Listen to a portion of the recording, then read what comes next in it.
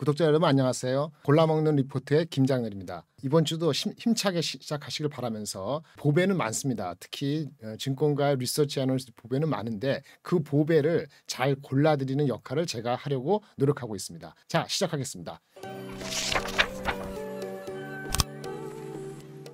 오늘은 비나텍입니다. 많은 분이 아실지 모르겠습니다만 그렇게 많이 알려진 종목은 아니에요. 그리고 실제 아시는 분들은 글쎄요.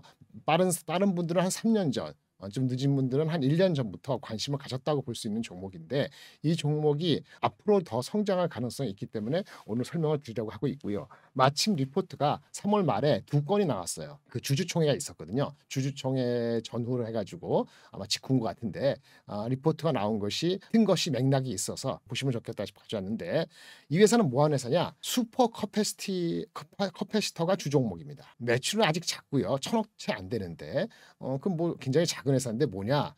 우리가 2차 전지 말씀을 많이 하죠. 그렇죠? 2차 전지하고 슈퍼 커패시터하고 좀 다른 게 있어요. 우리 2차 전지는 전기 대신에 물을 주전자에 담았다 생각하면 돼요. 주전자에 전기가 담아있다 생각하시면은 앞으로 전기가 필요할 때 조금 이렇게 계속 공급해 주겠죠. 이렇게 지속적인 일정한 양의 전류를 공급해 주는, 그러기 위해서 저장해 놓은 것이 2차 전지라 보시면 되겠고, 이 슈퍼 커패시터는 2차 전지보다는 출력이 훨씬 큽니다. 쟁반에 담겨 있는 물이라 보시면 돼요. 쟁반 한 개에서 어떻게 되겠어요? 이걸 한꺼번에 어떤 급격히 갑자기 어떤 출력을 요하는 그런 전류에 대한 수요가 있을 수 있거든요. 그럴 경우에 필요한 것이 슈퍼 커패시터예요. 따라서 슈퍼 커패시터는 우리가 잘 눈에 보이지 않습니다만은 그 산업 곳곳에 사용되고 있거든요. 그 슈퍼 커패시티 시장에서의 한 부분을 차지하고 있는 것이 이 그 비나텍인데, 이 슈퍼 커패시티에서 안정적인 캐시플로우 역할하는 이것을 가지고 있으면서 이 기술이 벌써 20년 됐거든요. 이 업체가 갖고 있는 것이. 그러면서 수소 연료 발전 전지로 가는 데 있어서 이 기술이 응용되고 확대되고 있는 거죠. 자신감을 바탕으로 해서 회사가 드디어 본격적인 IR을 하면서 투자자를 만날 준비가 되어 있다는 이 세 가지 포인트입니다. 주식 자체는 1, 2년 전에 올랐습니다만은 여전히 밸류에이션 상으로 더 갈 룸이 있지 않나라는 그런 공감대가 애널리스트 리포트를 통해서 확인할 수 있다. 이렇게 말씀드릴게요. 본격적으로 들어가 보면은 제목에 IBK에서 3월 29일에 나온 리포트인데 슈퍼 커패시티가 끌고 연료 전지가 밀고, 제목이 적당한 것 같아요. 말씀드린 것처럼 슈퍼 커패시티요. 그다음에 이 기술을 가지고 연료 전지로 간다, 이렇게 말씀을 드리겠죠. 한마디로 기술력이 있어야 되는데 기술력은 탄탄하다고 제가 저도 예전에 애널리스트 할 때 커버를 했습니다만은 말씀을 드릴 수 있어요. 한번 보실까요?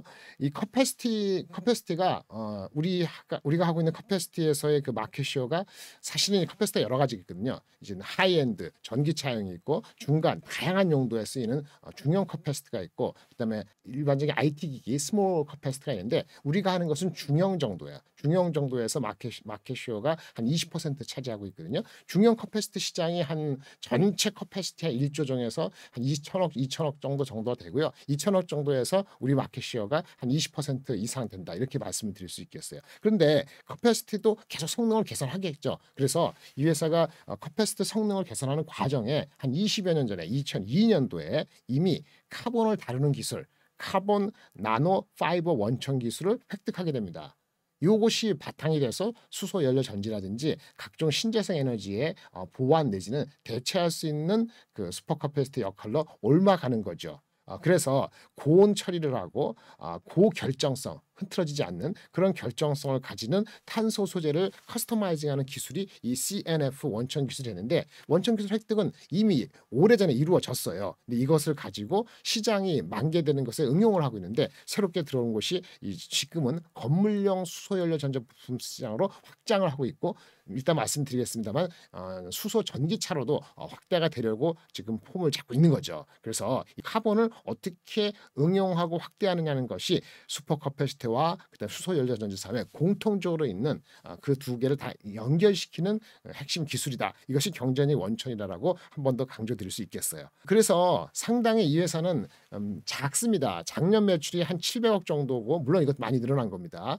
이걸 말고도 이 슈퍼 커패시티 어디 사용하냐? 우리 그 전기 계량하는 거 있잖아요. 그 스마트 미터기, 데이터 센터의 백업용, 그다음에 차량용 블랙박스, 에어백 전원 등 한 50여 개 이상의 애플리케이션을 모아서 시장이 하나가 2천억 정도, 2,500억 되는 거고, 그중에 상당 부분을 우리가 1등을 차지하고 있는데, 이게 말고도 풍력, ESS, 그다음에 잠깐 말씀드린 수소차 보조 전원, 트램 등으로 확대되고 있다. 이것이 이제 애플리케이션 확대로 실적이 계속 늘어나는 거죠. 이 700억, 94억이라는 작년 매출도 좋았지만은 올해는 거의 뭐 아마 영업이익이 더블 정도. 매출도 상당히 크고 한 1,000억 가까이 되고 영업이익이 한 180억 정도를 목표로 하고 있다고 하기 때문에 지금 올해 목표하고 있는 실적만 기준으로 갔을 때도 주가는 비싸지 않다라고 말씀을 드릴 수 있겠습니다. 그럼 본격적으로 우리 회사의 그 주가의 밸류에이션을 한 단계 상향시키는 리레이팅하는 거의 핵심이 뭐냐? 수소연료 전지거든요. 수소연료 전지를 말씀드리려 하는데 이게 자꾸 약간 복잡할 수 있어요. 한번 들으셔야 돼요.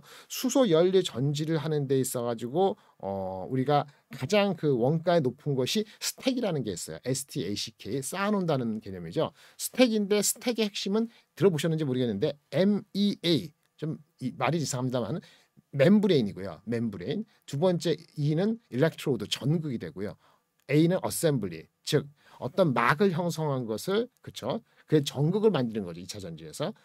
막을 입혀서 전극을 조립한 거 이것을 MEA라고 하거든요. 이 MEA에다가 뭐 분리판 같은 걸 얹혀서 한 개씩 스택이 되는 건데 핵심은 결국은 MEA죠. 근데 우리 회사가 이 MEA를 구성하는 가장 핵심적인 건 촉매하고 지지체인데 이것을 다 가지고 있었어요. 이걸 만드는 기술과 생산이. 그래서 MEA도 만들 수 있는데 분리판까지도 3년 전에 관련된 회사를 인수해가지고 지금은 지지체, 촉매 그걸 통해서 만드는 MEA 거기다가 분리판을 얹은 결국은 핵심인 스택까지 모두 갖추는 일괄 생산 체제를 완전히 구축해서 본격적으로 이것을 생산 발전시킬 수 있는 거죠. 이 지지체하고 촉매를 만들 때 핵심이 아까 말씀드린 CNF 카본 나노 파이버라는 기술이 바탕이 돼서 나오는 거거든요. 그래서 이런 측면에서의 기술력을 한번 들여다 보셔야 되는 거죠. 그래서 이 카본을 가지고 지지체하고 촉매를 만든다 말씀을 드렸는데 이것은 결국은 이런 과정에서 여기 중요한 것이 백금이 사용돼요. 우리가 그 2차 전지가 비싸다 할 때 특히 연료 전지에서 비싸다 할 때는 2차 전지 수소에서 비싸다고 할 때는 여기서는 이제 백금이 비싼데 백금을 얇게 고르게 분사하는 기술이 요소 기술이거든요. 그런 기술을 갖고 있는 것이 아까 말한 CNF를 바탕으로 해서 지지체 촉매를 다른 데보다 엄청나게 가격적인 경쟁력을 가지고 만들 수 있다는 거가 되는 겁니다. 요거를 좀 글로 표현을 다시 한번 이렇게 말씀드리겠어요. 수소연료 전지 핵심은 스택이다. 스택은 MEA 막 분리 막 전극 접합체에다가 이제 거기에 플레이트 분리판을 얻는 건데 이 MEA라는 것의 핵심이 지지체하고 촉매인데 이거까지 다 갖고 있다. 이게 핵심이 돼서 현재는 뭐 SFLCL 같은 건물용으로 거의 90% 이상 쓰지만은 더 핵심은 뭐죠? 예, 수소 상용차에 적용될 가능성을 가지고 보시라는 부품업체, 자동차 부품업체를 통해서 이것이 본격화된다라고 말씀을 드리는 거죠. 말씀드린 것처럼 지지체하고 촉매가 핵심이 돼서 이제 MEA를 만드는데 지지체는 비싼 백금을 아주 작은 크기로 고르게 분쇄해서 만드는 게 촉매가 되는 거고 촉매를 가지고 여기에 멤브레인을 입혀서 결국 MEA를 만드는 건데 얇고 고르게 분쇄하는 것이 핵심 요소 기술이 된다는 거 말씀을 드리고요. 그리고 이제 백금이 이제 왔다 갔다 하면서 반응을 하면서 이게 부식이 되고 부러지고 잘 안 되고 있거든요. 입자들을 결정을 확보해서 그 경고성을 갖추고 신뢰성을 높이는 것이 중요한데 이것이 전기 화학 에너지예요. 제가 이 회사를 처음 분석했을 때 이 관련된 R&D 인원이 불과 한 15명 이내였는데 제가 작년에 커버를 좀 했을 때 벌써 45명 이상 된 걸로 보여지거든요. 그러니까 이 엔지니어 백그라운드가 확실히 있는 회사라고 볼 수 있는 거죠. 그리고 어쨌든 간에 그러한 그 미래를 바라보고 기술은 옛날에 갖고 있었고 생산시설 준비를 했는데 전라도에 있는 생산 기지를 갖고 있는데 1공장 건설에서 지금 캐파가 과거에 30만 장에서 지금 곧 150만 장까지로 늘어나게 돼 있고요. 현재 이 수소 연료전지 매출 비중이 우리 매출의 10%가 채 안 됐습니다. 작년에. 올해 15% 궁극적으로 수년 내에 전체 매출의 50% 지금은 슈퍼커패시티 중심이지만 이 MEA 쪽으로 수소연료 전지 쪽으로 쓰는 것이 늘어난다는 거고 그 마진도 높아지게 되는 거지요. 이것이 오늘의 핵심인데 이러한 거를 주총을 통해서 밝혔어요. 상당 부분을. 그래서 같은 날 KB에서 좀 디테일하게 좀 발표를 한 내용이 있는데 제목도 멋지네요. 주총을 통해서 알 수 있는 파악된 찬란한 미래. 뭐 찬란한 미래가 바로 오지 않고 범피할 수도 있고 하겠습니다만은 방향성에 대해서 자신 있게 얘기를 하고 있습니다. 그 아까 말씀드린 작년 매출 700억에 대한 어떤 그 매출 분포인데 뭐 간단히 중국, 한국, 미국, 유럽 다 골고루 돼 있고 여기 리모컨 하이브리드, 스마트 미디어 기기 이런 데 쓰고 있다는 거 한번 보시면 되고요. 중국적으로는 아까 말씀드린 자동차 전장과 신재생 에너지 분야로 신규 수주가 확대되고 있다. 예, 확인이 되고 있는 거죠. 속도만 남아 있어요. 일본도 들어가고 하반기에 미국 지역에 대형 셀을 확판하는데 이게 전기 나갔을 때 쓰이는 UPS 시장에도 진출하고 이렇게 잘 되고 있다. 이런 얘기를 하면서 네. 그 올해의 매출에 대한 기대치를 한 거의 1,000억, 900억 정도 매출에 경상이익 180억 원. 아까 말씀 잘못 드렸네요.